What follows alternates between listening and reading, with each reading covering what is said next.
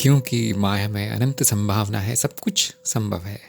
तो ये प्रति रचना कई रूप ले सकती है, अनंत रूप ले सकती है, अनंत प्रकारों में प्रकट हो सकती है। तो कौन सा प्रतिरूप या कौन सा मॉडल हमारे लिए सबसे उपयोगी होगा, ये जानने के लिए हम अपने ही अनुभव का उपयोग करते हैं और तर्क का उपयोग करते हैं, बुद्धि का।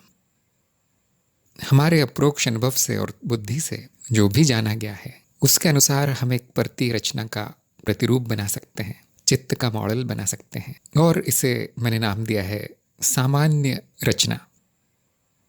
ये केवल एक नक्शा है और इसका प्रमाण आपको वहाँ जाकर ही मिलेगा, अर्थात अनुभव लेकर ही मिलेगा। ध्यान रहेगी ये अंतिम नहीं है और केवल इतना ही नहीं है इस संपूर्ण प्रकट अस्तित्व में। ये हमारे लिए सबसे उपयोगी है। ये हमारे करीब करीब 100% अनुभवों की व्याख्या कर देता है। अंत में सबको अपना अपना प्रतिरूप स्वयं बनाना है अपने अपने अनुभव पर। मैंने कह दिया, इसलिए ये पत्थर की लकीर नहीं हो जाता। ये विज्ञान है, इसमें गड़बड़ होती है, इसमें प्रगति होती है, इसमें सब कुछ असत्य ही है। तो यहाँ पर केवल ऐसी प्रति रचना का प्रस्ताव रखा गया है। और प्राचीन काल में और आधुनिक काल में भी ऐसे कई प्रतिरूप, कई रचनाएं प्रस्तुत की गई हैं। यहाँ पर मैंने कुल 10 परतें बताई हैं और बाकी रचना वैसे ही होगी।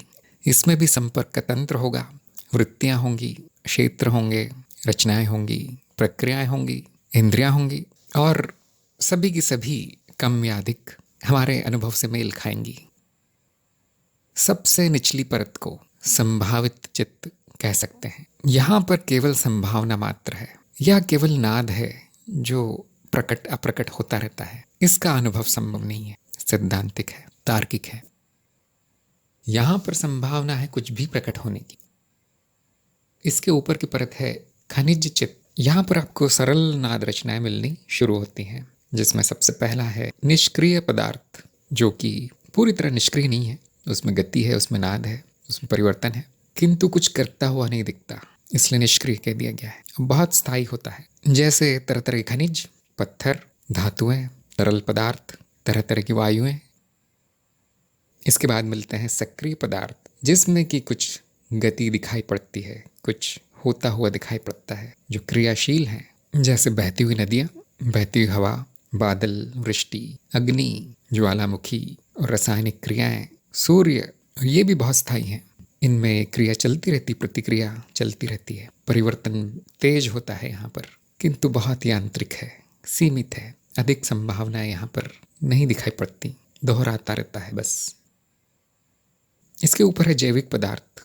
जैविक अर्थात जो जीवों में पाया जाता है, और ये बहुत सक्रिय होता है और ऊपर से बहुत जटिल भी होता है। बहुत अच्छा उदाहरण है इसका कार्बन से बने हुए रसायन, खाद्य पदार्थ, रक्त, मांस, हड्डियाँ, अनुवांशिक कण, तेल, चर्बी आदि।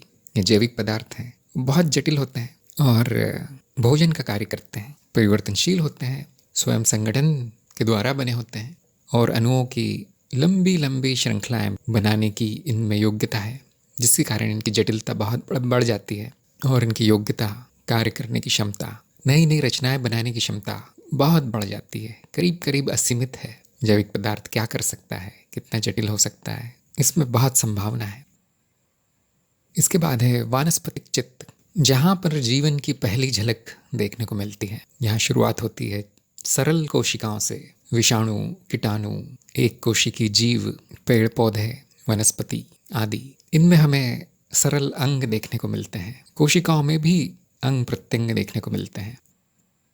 वानस्पतिक के ऊपर है सरीसृप चित्त, जिसके कई उदाहरण विभिन्न रचनाओं के रूप में मिल जाएंगे आपको, जैसे कि मेंढक, मछलियाँ, विभिन्न छिपकलियाँ, मगर, कछुए आदि।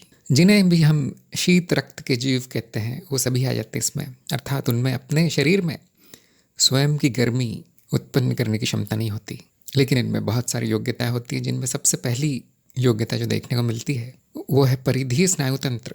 ये एक रचना है जो उस जीव की परिधि में क्या हो रहा है उसकी जानकारी देती है, और इनके सिरों पर कई इंद्रियां होती है जो आसपास के वातावरण की जानकारी इस रचना तक पहुंचाती रहती है। और ये सारी इंद्रियां और सारा परिधीय स्नायु तंत्र एक केंद्रीय स्नायु तंत्र से जुड़ा होता है, जिसको हम मस्तिष्क कहते हैं। इसके बिना यहाँ कोई कार्य नहीं होगा, स्नायु तंत्र का या इंद्रियों का कार्य नहीं हो सकता।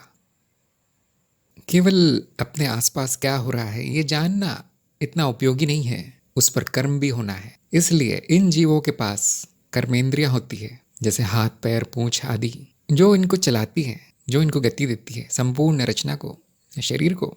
जैसे यदि किसी जीव के सामने खाना है, उसका भोजन है, तो इंद्रियां वो जानकारी तो दे देंगी और केंद्रीय स्नायु तंत्र से सूचना जाती है कि अब इसकी तरफ बढ़ना है। यदि वहाँ कोई शत्रु है या भक्षक है तो उससे दूर भागना है, ये जानकारी आती है। इसे हम कहते हैं नियंत्रण प्रणालियाँ। ये जीव को नियंत्रित करती हैं। इंद्रियों से जो भी जानकारी मिल रही है उस पर कर्म करना, ये योग्यता इन जीवों में पाई जाती है। सभी इंद्रियां जो जानकारी इकट्ठी करती हैं आसपास की, उनको हम ज्ञानेंद्रियों का नाम देते हैं। और सभी रचनाएं जो कि कर्म करवाती है, जो गति करवाती है शरीर में, उन्हें हम कर्मेंद्रियों का नाम देते हैं। ये इस परत पे पाई जाती हैं। ध्यान रहे कि जीव ने जिस परत तक विकास किया है वो सभी परतों की सभी वृत्तियां, सभी रचनाएं उसमें पाई जाती हैं। तो जिस जीव में ज्ञानेंद्रियां कर्मेंद्रियां हैं उसमें अंग भी होंगे, आंगिक प्रणालियां भी होंगी, कोशिकाएं भी होंगी, खनिज भी होगा, सब कुछ होगा, नाद रचनाएं भी होंगी। ऐसा नहीं है कि जो विकसित जीव है उसमें निचली परतें गायब हो जाएंगी, ऐसा नहीं है। ज्ञानेंद्रियों कर्मेंद्रियों कारण और नियंत्रण प्रणालियों के कारण इन रचनाओं का व्यवहार बड़ा तार्किक हो जाता है, बुद्धिमत्तापूर्ण लगता है, लक्ष्य युक्त लगता है, कारण युक्त लगता है कि वो जो कुछ कर रहा है, कुछ कर्म हो रहे हैं तो उसका कुछ लक्ष्य हो दिखाई पड़ता है। केवल पड़े नहीं रहते वो, केवल वृद्धि नहीं हो रही है जैसे वनस्पतियों की, केवल प्रजनन नहीं हो रहा है, उनमें बहुत अधिक गतिविधि है जिसका कि लक्ष्य होता है। और लक्ष्य उत्तरजीविता ही है, रक्षण भक्षण प्रजनन, और इसे हम पशुवृत्ति का नाम देते हैं। इसके ऊपर है स्तनपायी चित्त, और ये परत सभी उन जीवों में पाई जाती है जो अपने बच्चों को स्वयं का दूध पिलाते हैं। उनके शरीर में अपने बच्चों के लिए पौष्टिक पदार्थ निर्माण करने की योग्यता होती है। यही नहीं, वो अपने गर्भ में उन बच्चों को तब तक रखते हैं जब तक कि वो बड़े नहीं हो जाते, एक सीमा तक। और यही नहीं, उनके माँ बाप उनकी रखवाली, उनका रक्षण और उनका भरण पोषण तब तक करते हैं जब तक कि वो बच्चा स्वयं अपनी रक्षा करना नहीं सीख जाता और स्वयं अपना भोजन ढूंढना नहीं सीख जाता। यह स्तनपायी जीव। और ये अपने समान जीवों के साथ रहना पसंद करते हैं, झुंड बना लेते हैं, जिसे हम कहते हैं जाति वृत्ति। अपनी जाति के साथ रहना पसंद करते हैं, उनसे उन्हें सुरक्षा भी मिलती है, और नरों को मादाएं, मादाओं को नर मिलते हैं, और बच्चों का भी भरण पोषण हो जाता है उस झुंड में। यदि एक ने शिकार किया है तो सभी खा लेते हैं, यदि एक ने खतरा भाप लिया है तो सभी को अवगत करवा देते हैं। उत्तरजीविता के लिए झुंड में रहना बहुत लाभकारी है। किंतु अपने आप को उस समूह से अलग करने की वृत्ति भी उनमें पाई जाती है। अपनी रचना को प्राथमिकता देना, अपने जीवन को प्राथमिकता देना, मैं और मेरा, ये वृत्ति यहाँ पर आ जाती है, जिसे हमने नाम दिया है अहम वृत्ति। मेरा शरीर कौन सा है, भूख किसे लगी है, काम वासना किसकी जगी है, और मेरे हितकारी कौन है, मेरे शत्रु कौन है, मेरे संबंधी कौन है। ये वृत्तियाँ अहम भाव और जाति वृत्ति का मिला जुला परिणाम है। और इनमें एक और ख़ास बात देखने को मिलती है कि शिकार कैसे करना है, खाना कैसे ढूंढना है, किस जगह मिलेगा, पानी कहाँ मिलेगा, बचना कैसे है। जो मुझे शिकार बनाते हैं उनसे आत्मरक्षा की विभिन्न कलाएं, लड़ना, मारना, युद्ध, और विपरीत लिंग को कैसे आकर्षित करना है, उसी कैसे देखरेख करना है, अपने लिए आश्रय स्थल कैसे ढूंढना है, कैसे बनाना है। यदि आने वाला मौसम सूखे का है तो पहले से खाना कैसे जमा कर लेना है बिल में या गुफाओं में, आदि आदि उसमें बुद्धि दिखने लगती है। इसे हमने नाम दिया है उत्तरजीविता बुद्धि। इस बुद्धि के कारण उसका जीवन बड़ा सरल हो जाता है, सुखदायी हो जाता है। अब उसे यांत्रिक रूप से कर्म नहीं करना पड़ता, योजना बना के कर सकता है। यह है उत्तरजीविता बुद्धि, जो जीवित रहने में बहुत सहायक है। इसके आगे है मानव चित्त, जिसका कि सबसे अच्छा उदाहरण मनुष्य है। ये मनुष्य से मिलते जुलते जीव हैं। इनमें बाकी सारी योग्यताएं तो दिखती ही हैं, लेकिन इस मानव परत के कारण उनमें उन्नत योग्यताएं प्रकट होने लगती है। अब जिस झुंड में वो रहते हैं उसको झुंड नहीं कहते, उसकी बहुत व्यवस्था जटिल हो जाती है, जिसे हम समाज कहते हैं। और उसमें अपना निर्वाह कैसे करना है, अपने परिवार कैसे बनाने हैं, अपनी जीविका कैसे चलाना है, कौन मित्र है कौन शत्रु है, ये सब बुद्धि आ जाती है। और यहाँ पर अपने ही झुंड का, अपनी ही जाति का नेतृत्व करने की योग्यता आ जाती है। जो इस काबिल हैं कि सबका ख्याल रख सकें, सबकी उत्तरजीविता निश्चित कर सके, उनको नेता कह दिया जाता है। इस तरह की सामाजिक व्यवस्था उत्पन्न होती है जिसमें कि एक ढांचा देखने को मिलता है जिसमें कि अधिक बलशाली अपने से कमज़ोर को नियंत्रित कर रहा होता है। जैसे परिवार में जो कमाता है, जो भोजन जुटाता है, जो रक्षा करता है, वो स्वाभाविक रूप से सबसे शक्तिशाली जीव होगा और सभी उसी की मानते हैं, उसी के अधीन रहते हैं। और यही ढांचा उस संपूर्ण समाज में मिलता है जिसमें कि सबसे शक्तिशाली व्यक्ति सामाजिक सीढ़ी पर सबसे ऊपर बैठा मिलता है। और सभी सामाजिक जीवों में ये बुद्धि आ जाती है कि इस ढांचे में कैसे रहना है, इस व्यवस्था में, सामाजिक व्यवस्था में कैसे रहना है, कैसे जीवित रहना है। और इससे कई लाभ भी हैं, कई हानियाँ भी हैं। स्वतंत्रता उस जीव की कम हो जाती है, परंतु सुरक्षा बहुत अधिक हो जाती है। अब उसको जीवन की चिंता नहीं होती। ये भावनाओं के ऊपर की परत है, इसलिए यहाँ पर भावनाओं को नियंत्रित करने की क्षमता आ जाती है मानव चित्त में। और ये इस कारण संभव है क्योंकि अब उन भावनाओं को अनुभव करने की भी योग्यता उनमें आ जाती है।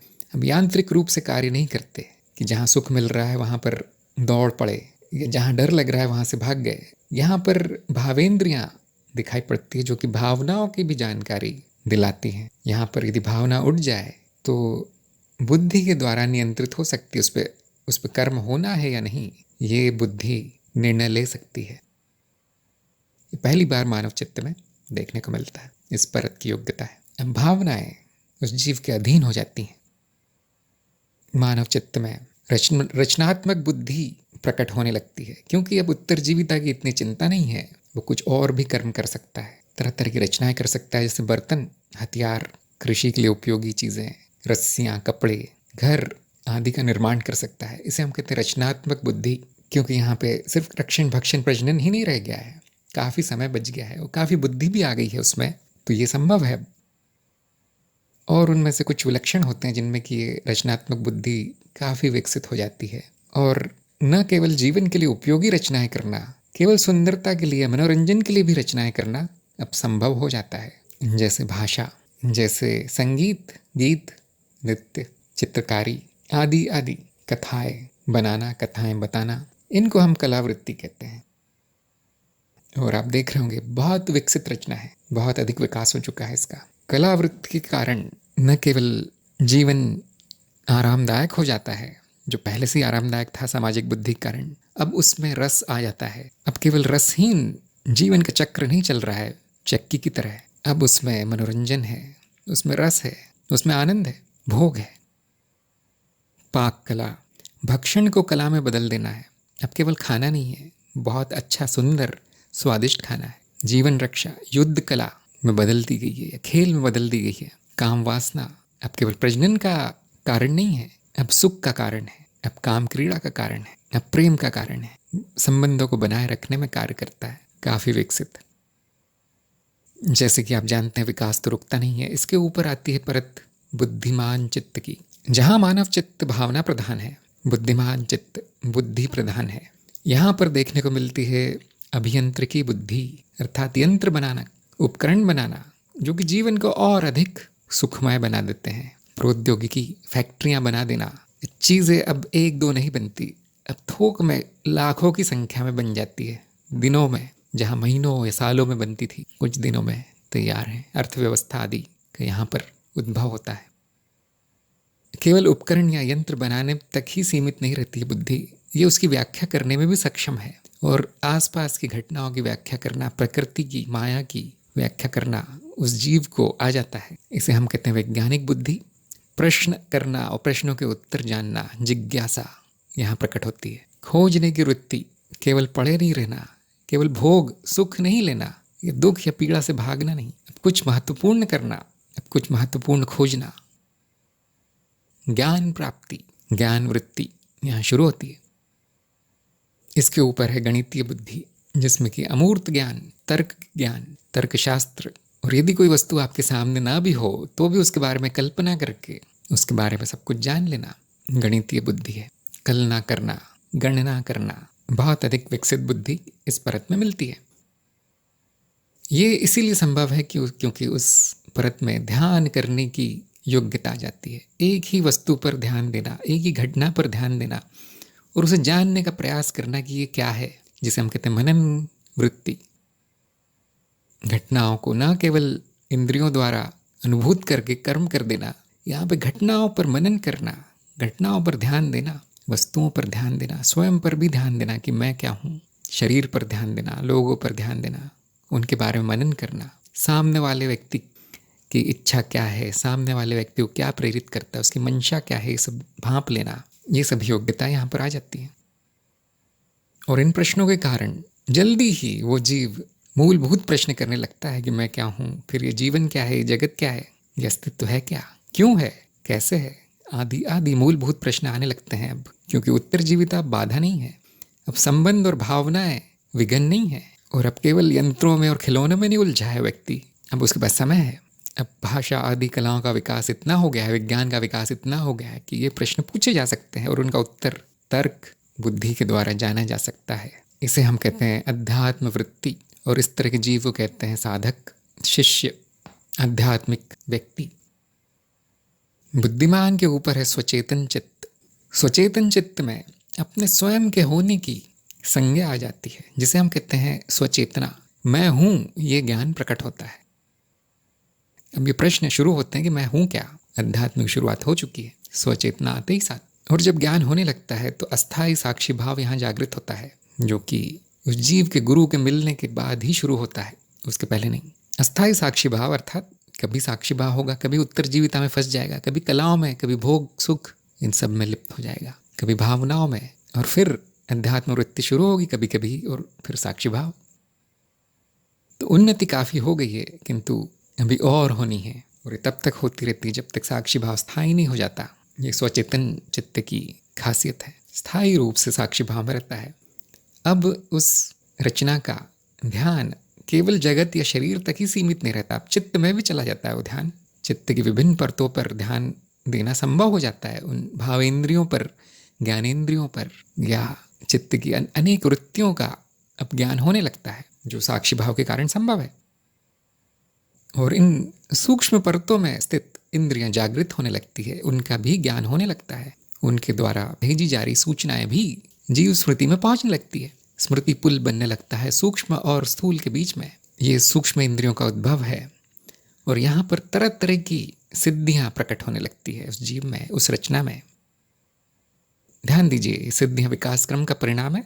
ये कुछ करके, उधेड़ बुन से या फिर मेहनत से नहीं मिल सकती। जिनका विकास होता है उनमें प्राकृतिक रूप से प्रकट होती हैं, जो कि सदैव साक्षी भाव में रहने का परिणाम है, सदैव ध्यान में रहने का परिणाम है, और उत्तर जीविता पशुवृत्ति, मनुष्य वृत्ति आदि से ऊपर उठ जाने का परिणाम है, उसके परे जाने का परिणाम है। इसे हम कहते हैं आध्यात्मिक प्रगति, आध्यात्मिक विकास। अब ऐसा व्यक्ति मनुष्य नहीं कहलाएगा, अब ऐसा व्यक्ति देव कहलाएगा, और हम कहते हैं वो देव योनि में पहुंच गया है। अब उसे निचली परतों की भी चिंता नहीं है, सिद्धियों के कारण न उसको रक्षण की चिंता है, न भक्षण की, न प्रजनन की। बहुत शक्तिशाली जीव हो गया है, अब जो रूप चाहे ले लेता है, उसको नाद समझ आ गया है, उसको विज्ञान, उसको तंत्र समझ आ गया है। इसे हम कहते हैं देववृत्ति। देववृत्ति के भी ऊपर है कारण शरीर, जहाँ पर संचय हो रहा है सभी अनुभवों का, सभी घटनाओं का, सभी स्मृतियों का, और यहाँ तक कि इन रचनाओं का भी, इन परती रचनाओं का भी नक्शा वहाँ संचित हो रहा है। जितने भी रूप लिए जा चुके हैं उस कारण शरीर के अंतर्गत, उन सभी के ज्ञान का, उन सभी की रचनाओं का वहाँ पे संचय है, और सभी जीवन कालों का, सभी जन्मों की स्मृतियों का वहाँ संचय है कारण शरीर में। वो कारण शरीर बहुत जटिल परत है या जटिल रचना है, जहाँ पर कि ऐसी वृत्तियाँ चल रही हैं जो अभी मनुष्य के लिए जानना संभव नहीं है। जैसे हम जानते हैं कि बार बार जन्म लेना, मनुष्य रूप में, किसी भी जीव रूप में, स्मृति पुल के द्वारा, ये वृत्ति चल रही है कारण शरीर में। और भी कई प्रक्रियाएं चल रही है, जिसके बारे में ज्ञान होना तभी संभव है जब वो साधक इतनी उन्नति कर जाता है। अभी हम इतना ही जानते हैं कि कारण शरीर से ही सभी इच्छाएं आती हैं, जिसमें कि जीव रूप में आने की इच्छा सर्वोपरि है। स्वचेतन चित्त मुक्त हो जाता है, जैसा कि मैंने बताया। इन स्थूल ढांचों में बंधना उसे पसंद नहीं आता, और इसको हम नाम देते हैं मुक्त परत, मुक्त चित्त। ये कारण शरीर जो मुक्त हैं, अब अपने आसपास के कारण शरीरों को भी जान पाते हैं, उनका भी अनुभव ले पाते हैं, और उन्हीं के साथ रहते हैं, उन्हीं की तरफ आकर्षित होते हैं। और ये ठीक मनुष्य के परिवार की तरह है। जैसा नीचे है वैसा ऊपर है। इसे हम, इस समूह को, कारण शरीरों के समूह को हम नाम देते हैं महापरिवार। और इनमें कई रोचक घटनाएं होती हैं, रोचक वृत्तियां होती है, जैसे कर्म बंधन होते हैं आपस में, जैसे साथ साथ जन्म लेना, जैसे एक दूसरे की प्रगति करवाना, जैसे गुरु शिष्य संबंध जो कई जन्मों तक टूटते नहीं, आदि आदि। ये महापरिवार की रचना है जो मुक्त चित्त की परत में मिलती है। इसके ऊपर व्यक्तिनिष्ठता भी छोड़ दी जाती है, व्यक्तित्व भी छोड़ दिया जाता है। अब जो भी वृत्तियां हैं अव्यक्तिक वृत्तियां हैं, इसे हमने नाम दिया है अव्यक्तिक स्मृति क्षेत्र, क्योंकि अभी जीव नहीं रह गया, अभी क्षेत्र मात्र हो गया है स्मृति का, और बहुत बड़ा है। जीव स्मृति, कारण स्मृति से भी बड़ा ये क्षेत्र है। ये क्षेत्र भी अपने समूह बना लेते हैं, जैसा कि बहुत लोग अनुमान लगा चुके होंगे कि वही प्रक्रिया दोहरा रही है, पहले बढ़ना, फिर समूह बनाना, फिर और बढ़ना। तो इन अव्यक्तिक क्षेत्रों का समूह कहलाएगा सामूहिक स्मृति क्षेत्र। नाम से कुछ खास जाना नहीं जा सकता इसके बारे में, और मनुष्य इतना जान भी नहीं सकता यहाँ क्या है, किंतु यहाँ पर नए लोग बनाने की संभावना प्रकट होती है, नई रचनाएं करना, नए वातावरण निर्मित करना जिसमें कि जीव जन्म ले सके। जैसी स्मृति क्षेत्र की वृत्ति होगी वैसे लोक रचित होंगे, यहाँ पर सब कुछ निर्मित हो सकता है। यहाँ पे अब जीव नहीं है, न कारण शरीर है, यहाँ पे अब शक्तियाँ हैं। ये शक्तियाँ निर्मित करती हैं जिनके बारे में कुछ ना कहा जाए तो ही अच्छा है, क्योंकि लोग यहाँ तक कि साधक भी तरह तरह के अंधविश्वास में पड़ जाते हैं और इन शक्तियों को नाम देकर उनकी पूजा वूजा करने लगते हैं। विज्ञान भूल जाते हैं, अज्ञान में आ जाते हैं, क्योंकि मनुष्य जो जान नहीं सकता उसके बारे में कुछ भी कल्पना कर लेता है। इन सभी सामूहिक क्षेत्रों का समूह महास्मृति कहलाएगा, और इस स्मृति क्षेत्र को हम नाम देते हैं महाक्षेत्र या महाचित्त। महाचित्त में सभी लोग आ जाते हैं, जो भी उस चित्त में बने हैं, सभी जीव आ जाते हैं, सभी कारण शरीर आ जाते हैं, सभी स्मृतियाँ आ जाती हैं, भूत वर्तमान भविष्य सब कुछ। ये है महाचित्त। ऐसे कई महाचित्त संभव है, वही प्रक्रिया दोहराती है। ऐसे सभी महाक्षेत्र मिलकर असीमित स्मृति बनाते हैं, जिसकी कोई सीमा नहीं है, जिसका कोई अंत नहीं है, जिसका कोई किनारा नहीं है। इसको हम नाम देते हैं विश्व स्मृति या विश्वचित्त। यदि आप इसके किनारे पहुंच भी गए, इसके अंत में पहुंच भी गए, तो आप देखेंगे सामने अनंत विश्वचित्त फैला हुआ है, और जैसे ही आप उसमें भी किसी अंत तक पहुंच गए, आप देखेंगे वहाँ पे अनंत महाचित्तों का समूह पहले से है। क्यों? क्योंकि अनंत संभावना है और वो प्रकट हो जाती है। उनका बस दृष्टा चाहिए, और उस दृष्टा में योग्यता चाहिए, और वो प्रकट हो जाती है। इस तरह से विश्व स्मृति अनंत है, फिर भी हम कहते हैं बढ़ रही है, क्योंकि उसमें और संभावना है और बड़ा होने की। विश्व स्मृति में कुछ बताया नहीं जा सकता कि कौन सी रचना अलग है, कौन सी वृत्ति अलग है, उसमें सब कुछ है, क्योंकि वो अनंत है। अब उसमें भेद करना, उसमें भाग बताना भी मूर्खता है, अज्ञान है। और विश्व स्मृति के ठीक ऊपर संभावित नाद है, वही तो जन्म दे रहा है विश्व स्मृति को। इस असीमित स्मृति को, जहाँ पर कोई भेद नहीं है, एकता है, और केवल नाद मात्र के दर्शन हो सकते हैं, वहाँ पर विलीनता है, इसलिए हमने इसे विलीन चित्त का नाम दिया है। इस विलीन चित्त की परत में सब कुछ है, परंतु भेद नहीं किया जा सकता। ये एक प्रतिकृति मात्र है संपूर्ण प्रकट अस्तित्व की, इसके अलावा कुछ भी नहीं है अस्तित्व में। ये सभी अनुभवों की व्याख्या है, इसके ऊपर माया को जानना संभव नहीं है। ये अंतिम व्याख्या है माया की। यदि आपको कोई और प्रतिरचना मिल भी गई, तो क्योंकि नाद से ही बनी है, नाद रचनाओं से ही बनी होंगी, तो नाद के गुण, नाद रचनाओं के गुण, उनका विकास क्रम, स्वयं संगठन आदि आदि के कारण लगभग मिलती जुलती ये रचनाएं ही मिलेंगी। अर्थात जानने को केवल भिन्नता रह गई है कि वो लोक इस लोक से कैसे भिन्न है, वो प्रतिरचना इस प्रतिरचना से कैसे भिन्न है, बस इतना ही रह गया है जानने का। जो कि ना जाना जाए तो भी कोई नुकसान नहीं है, ये विज्ञान का भी अंत है। अब केवल जो लोग प्रयोग करना चाहते हैं उनके लिए विस्तार पूर्वक जानना बचा है। तो जो भी जो साधक माया जानना चाहते थे वो यहाँ पे कार्यक्रम अंत कर सकते हैं, इसके बाद कुछ नहीं है जानने का। जो प्रयोग करना चाहते हैं, जो चित्त की विभिन्न अवस्थाओं को जानना चाहते हैं, उन पर नियंत्रण करना चाहते हैं, आदि आदि, वो आगे सुनते जाएं।